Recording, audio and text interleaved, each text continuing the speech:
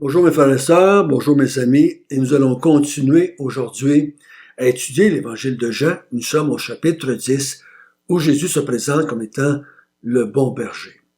Notre bon Père du ciel, aide-nous à bien comprendre encore une fois ce que tu veux nous instruire. Parce que Jésus n'était pas un berger ordinaire.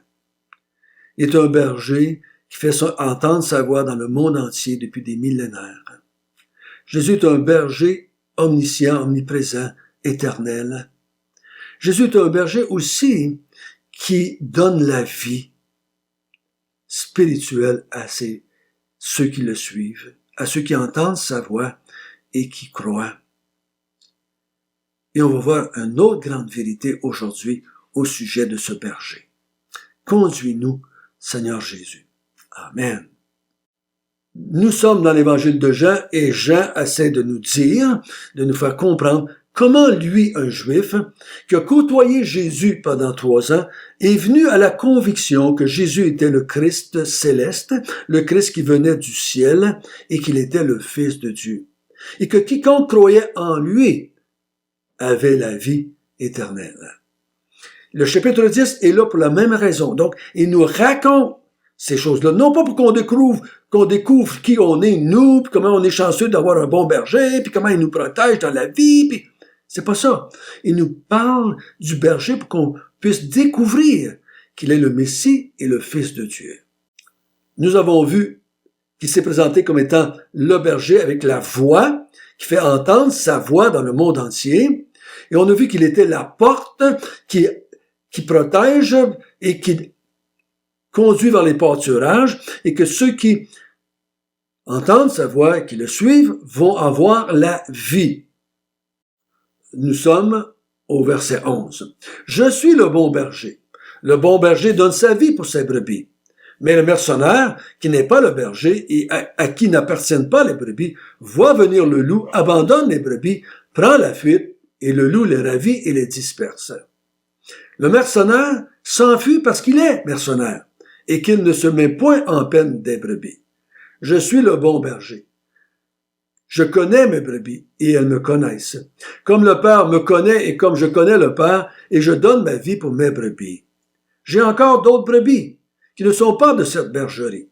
Celles-là, il faut que je les amène. Elles entendront ma voix, ils auront un seul troupeau et un seul berger. Le Père m'aime, parce que je donne ma vie afin de la reprendre. Personne ne me l'ôte, mais je la donne de moi-même, et j'ai le pouvoir de la donner, et j'ai le pouvoir de la reprendre. Tel est l'ordre que j'ai reçu de mon Père. Il y eut de nouveau, à cause de ces paroles, division parmi les Juifs. Plusieurs d'entre eux disaient, « Il a un démon, il est fou, pourquoi l'écoutez-vous? » D'autres disaient, « Ce ne sont pas les paroles d'un démoniaque. Un démon peut-il ouvrir les yeux des aveugles? » Donc Jésus est en train encore d'utiliser le berger, les brebis, les bergeries, les mercenaires, pour qu'on puisse comprendre qui il est, lui, et qu'est-ce qui le différencie de tous les autres qui sont venus, les autres faux messies, les autres faux enseignants. Il dit, je suis le bon berger donne sa vie pour ses brebis. Le bon berger se compare avec les autres bergers. Le vrai berger, le bon berger, le seul berger, en comparaison de tous les autres. Il y en a juste un bon berger. Il dit, le bon berger, au contraire des autres, lui, il donne sa vie. Les autres utilisent les brebis pour leur propre vie, pour leur propre bien-être, pour leur propre, même, je dirais, leur propre salut à eux autres spirituels. Il y en a qui s'occupent des soi-disant brebis, pour eux gagner leur propre ciel, pour eux avoir la vie éternelle, pour eux être acceptés de Dieu. Donc, ils ne s'occupent pas des brebis pour le bien-être des brebis, ils s'occupent des brebis pour leur propre bien-être. Donc, il va se comparer ici, le bon berger donne sa vie. Le mercenaire, qui est un employé, qui est juste un berger engagé pour s'occuper des brebis d'un autre, lui, il donne pas sa vie. Le mercenaire, lui, quand il voit venir le loup, quand il voit venir le danger, qu'est-ce qu'il fait? Il pense à sa propre vie et il fuit. Il laisse les brebis derrière lui et le loup les ravit et les disperse. Donc, c'est ça la comparaison qu'il faut faire ici. Le bon berger donne sa vie pour ses brebis, le mercenaire sauve sa propre vie. Parce que c'est pas ses brebis. C'est juste un gagne-pain pour lui.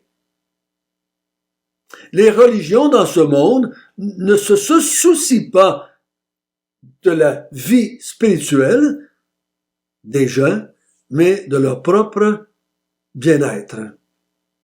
Jésus n'est pas quelqu'un d'autre, c'est le seul qui donne sa vie.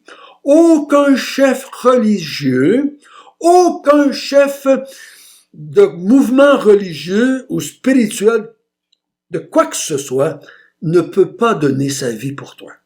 C'est juste un mercenaire. Verset 14, Jésus dit, « Moi, je connais mes brebis et elles me connaissent. » Donc, il y a une intimité entre les deux. Il y a quelque chose qui est plus que juste une job. Il y a une relation entre les deux.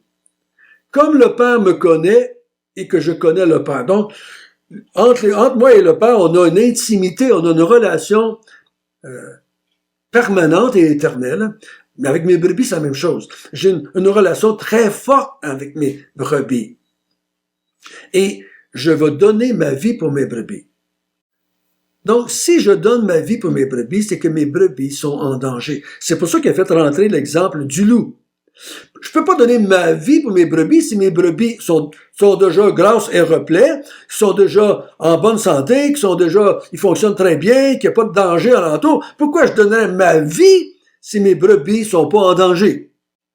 Il y a un danger. Les brebis ont été ravis déjà dans le passé. Nous avons été ravis en Adam et Ève.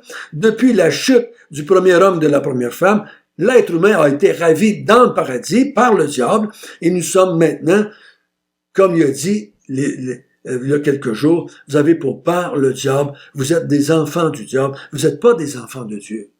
Vous n'êtes pas des enfants de Dieu. Depuis la chute d'Adam et Ève, la race humaine elle a été dispersée, a été séduite par le diable. Jésus, lui, vient donner sa vie pour reprendre ses brebis, pour pouvoir guider ses brebis, pour pouvoir donner sa vie pour ses brebis. Mais la seule façon qu'il va faire pour que ces brebis aient la vie à nouveau, qu'ils ne soient plus sous un danger du loup, du diable, il va donner sa propre vie. Il dit au verset 16, « Je donne pas ma vie juste pour cette bergerie-là ici, les Juifs. Je donne ma vie aussi pour d'autres. J'ai des brebis ailleurs. » Ici, on croit qu'il est en train de parler de tous ceux qui vont croire en lui dans le monde entier. C'est pour ça que Jésus, avant de partir de ce monde, va dire à ses disciples, « Allez par toutes les nations annoncer la bonne nouvelle. » Donc, j'ai des brebis partout dans le monde. Allez leur dire la bonne nouvelle, afin qu'ils puissent entendre ma voix, qu'ils puissent entrer et sortir parce que je suis la porte et que je puisse donner ma vie, pour eux, afin qu'ils aient la vie en abondance. Il dit au verset 16, il faut que je leur fasse entendre ma voix, eux autres aussi. Parce qu'il va y avoir un seul troupeau et un seul berger pour toutes les brebis de tous les temps, de toutes les nations, de toutes les cultures. Il y a juste un berger. C'est vrai qu'il y a différentes sortes d'églises, mais il y a juste un berger et un troupeau. Donc, tous les brebis ont entendu la voix du même berger et ils suivent le même berger.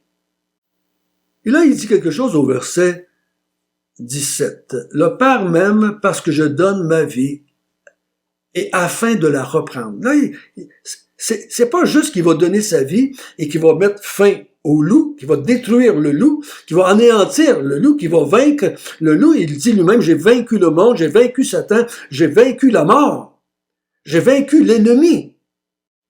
Mais un berger normal donne sa vie puis il reste mort. Mais Jésus dit, je donne ma vie pour sauver mes brebis du loup, mais aussi je vais reprendre ma vie. Il dit au verset 18, personne ne m'ôte ma vie. Je la donne de moi-même, j'ai le pouvoir de la donner et j'ai le pouvoir de la reprendre Tel est l'ordre que j'ai reçu de mon Père. Donc, Jésus a un pouvoir spectaculaire, unique, divin. Il a le pouvoir de donner sa vie pour que les brebis aient la vie en abondance, mais il va mourir en détruisant le loup. Il va détruire le loup, mais le loup va le faire mourir, mais il dit, j'ai le pouvoir, après que j'ai donné ma vie, parce que quand tu donnes ta vie, tu l'as plus. Tu donnes ta vie pour faire mourir le loup, mais t'es mort. Mais il dit, j'ai le pouvoir de la donner, mais j'ai aussi le pouvoir de la reprendre. Le Père m'a pas obligé de donner ma vie. Je donne ma vie par moi-même, de ma propre volonté, mais j'ai aussi le pouvoir de la reprendre. Telle est l'instruction ou l'ordre, le commandement que j'ai reçu de mon Père. Je donne ma vie, mais j'ai le pouvoir de la reprendre. Il est le seul qui peut faire ça. Aucun chef religieux ne peut faire ça. Aucun chef religieux ne peut vous donner cela. Ta religion ne peut pas te sauver. Tes pratiques religieuses ne peuvent pas te sauver. Il faut qu'il y ait quelqu'un qui donne sa vie et qui vraiment meurt spirituellement, meurt physiquement, parce que Jésus est mort, va mourir, va être séparé de Dieu, va être abandonné de Dieu, qu'il me va dire lui-même, Papa, pourquoi m'as-tu abandonné? J'ai donné ma vie, je suis mort dans tous les sens du terme, mais j'ai un pouvoir que personne d'autre n'a. J'ai le pouvoir de reprendre ma vie, car je suis la vie. Je suis la vie. Personne n'a le pouvoir de m'ôter la vie. Le loup n'a pas le pouvoir de m'ôter la vie. Je donne ma vie. Moi-même. Donc, si j'ai le pouvoir de la donner, j'ai le pouvoir aussi de la reprendre. Les Juifs ne m'ont pas ôté la vie. Les Romains ne m'ont pas ôté la vie. Le diable ne m'a pas ôté la vie. Je donne ma vie de moi-même et je la reprends. J'ai ce pouvoir-là. Verset 19, il y eut de nouveau, à cause de ces paroles, division parmi les Juifs. Plusieurs disaient, c'est un démon. Il dit des choses folles. Il va donner sa vie, il va mourir, il va reprendre sa vie. Il est dérangé. Il sait pas ce qu'il dit. D'autres disaient, ce n'est pas les paroles d'un démoniaque. Un démon peut-il ouvrir les yeux des aveugles? Voyez-vous? C'est un petit problème encore ici qu'on va ressortir, qu'on a vu sortir pendant tout l'évangile de Jean. Ceux qui disent, ce n'est pas un démoniaque, parce que, et on voit les yeux d'un aveugle né au chapitre 9, si tu dis qu'il est correct, qu'il n'est pas un démoniaque, ou que c'est correct ce qu'il dit, parce qu'il a fait un miracle, c'est pas ça que Jésus veut. Il veut que tu le crois sur parole. Il veut que tu le crois quand il dit « Je suis le bon berger ». Ceux qui me croient, ceux qui me suivent, ceux qui entendent ma voix et qui croient que je suis le bon berger, qui croient que je vais donner ma vie pour que tu aies la vie en abondance, je veux que tu me crois quand je le dis. Si tu me crois quand je le dis, je vais te donner la vie. Mais si tu me crois à cause des miracles, mais je te donnerai pas la vie. Parce que ça, quand tu verras plus de miracles, tu me croiras plus. Et c'est pour ça qu'il y a beaucoup de gens qui ont cru Jésus, qui ont suivi Jésus, qui sont allés avec Jésus partout pendant ces 3 ans, qui ont mangé du pain, qui ont mangé les poissons, qui ont été guéris, ils ont suivi Jésus. Mais quand Jésus, tout d'un coup, est mort à la croix, la grande multitude va abandonner Jésus, va rejeter Jésus. On pensait que c'était lui, mais c'est pas lui. Ils vont l'abandonner. Jésus, c'est la vérité. Il est le bon berger. Il est le bon berger parce qu'il fait entendre sa voix dans le monde entier. Et toutes ces brebis qui sont à lui depuis le commencement du monde, toutes ces brebis qu'il connaît depuis le commencement du monde, comme il a toujours connu le Père, il connaît depuis toujours ses brebis. Et il fait entendre sa voix, et ces brebis qui entendent sa voix écoutent, croient et le suivent. Et il leur accorde la vie éternelle, dès maintenant et pour l'éternité. Il va donner sa vie pour eux. Il parle de la croix ici, je crois. Il va donner sa vie. dans tous les sens du terme. Il le donne. Il y a juste une personne qui peut donner sa vie. C'est celui qui a le pouvoir aussi de la reprendre. Moi, quand je donne ma vie, je peux pas la reprendre. Je l'ai donnée, et puis à moi, mais il y a seulement une personne dans le monde qui a le pouvoir de donner sa vie et qui a le pouvoir de la reprendre, c'est Jésus, qui est Dieu. Donc, cette façon de parler du berger, on voit bien que c'est pas un berger ordinaire. On voit bien que c'est pas un berger humain. C'est un berger divin. C'est le Fils de Dieu. Donc, avant de venir dans le monde, Jésus, avant de s'incarner, a planifié le salut du monde. C'est ça qu'il dit, le Père se réjouit, le Père est d'accord avec cela.